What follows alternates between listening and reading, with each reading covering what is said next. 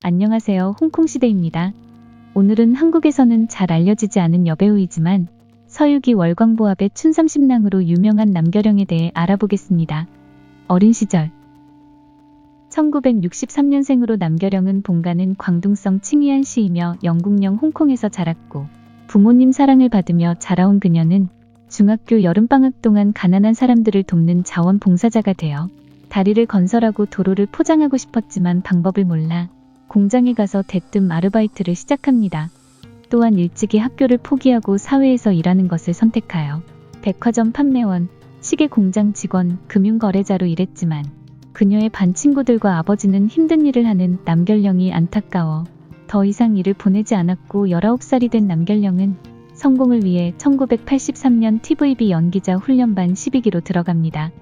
연예인 생활 당시 같은 훈련반 동기는 유가령, 오군여, 유청훈, 증화천 등이 있었으며 졸업 후 TVB에서 높은 평가를 받고 주성치도 신인 시절 출연했던 어린이 프로그램 430 스페이스 셔틀의 MC를 맡으며 본격적인 연기를 시작해 드라마에서 여주인공으로 활약합니다. 리즈 시절 홍콩 연예계를 보면 TVB의 파워가 막강한데요. 영화계에서 잘 나가던 배우 유덕화, 장국영, 양조위, 주윤발, 주성치 등이 모두 TVB 출신이었습니다.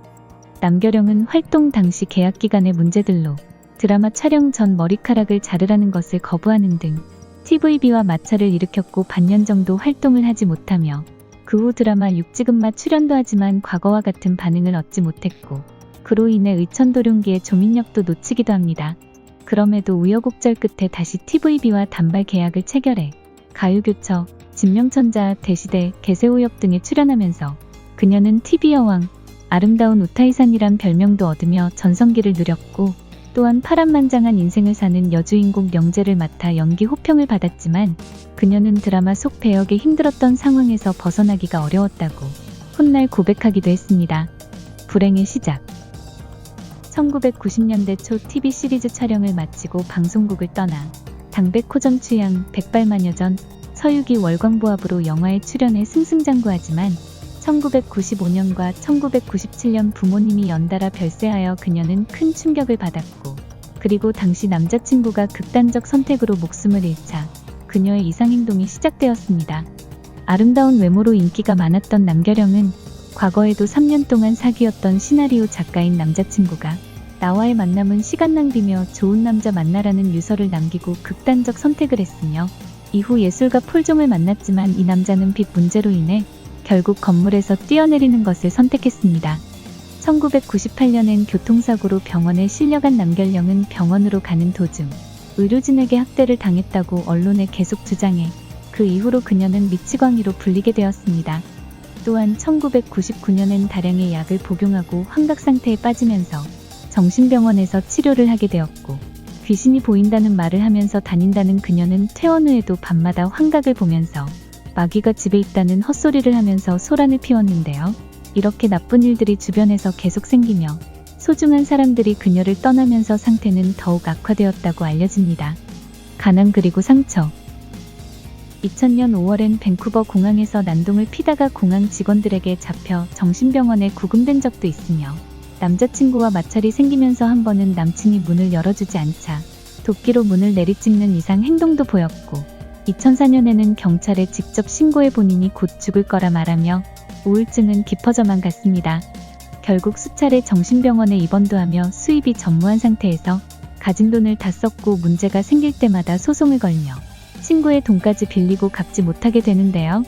그녀는 그렇게 2006년 법원에 파산 신청을 하고 생활고에 시달리며 정부에서 매월 50만 원의 보조금을 받으며 겨우 생활을 유지합니다.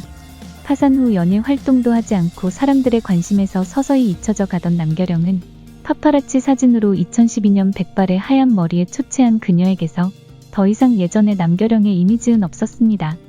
2013년 한 신문 인터뷰에선 자신이 과거 2명의 영화계 거물에게 성폭행을 당했다고 진술하지만 그 사람이 누구인지 어떤 일을 당했는지는 자세히 말은 하지 않았고 다만 가해자 중 한 명은 이미 죽었고 다른 한 명은 그 권력이 너무 강해 함부로 말을 할 수 없다고만 설명합니다.